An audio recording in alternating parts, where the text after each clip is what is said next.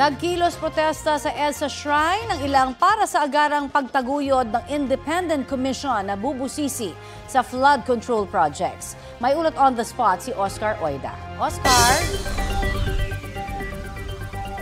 Yes, Connie, pasado 9:00 nga ng umaga na magtipon-tipon dito sa kinaroroonan natin sa may EDSA Shrine. Ang iba't ibang grupo tulad ng Tindig Pilipinas, Nagkaisa Labor Coalition, Kalipunan ng Kilusang Masa, Siklab o Simbahan Komunidad Laban sa Katiwalian at iba pang pro-democracy groups.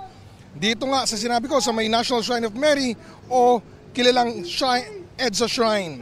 Sinimulan nila aktibidad sa pamamagitan ng misa na sinundan ng kilos protesta sa may harapan ng EDSA Shrine.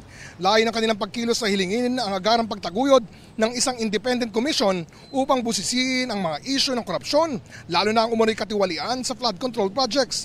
Kasama rin sa kanilang panawagan ang paglabas ng SALN o Statement of Assets, Liabilities and Net Worth ng mga halal na opisyal ng bayan, partikular ang mga nasasangkot sa mga nasabing iskandalo upang may pakita ang buong pananagutan sa taong bayan.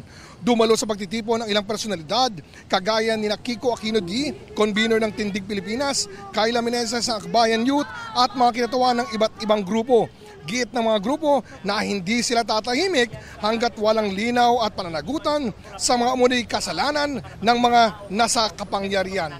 Sa mga sandaling ito, Connie, bagamat nagkaroon nga ng kilos protesta dito sa Maya Ortigas, ay hindi naman ito masyado naka-apekto sa trapiko dahil nanatili sila dito sa premise ng EDSA Shrine. Connie? Maraming salamat, Oscar Oida.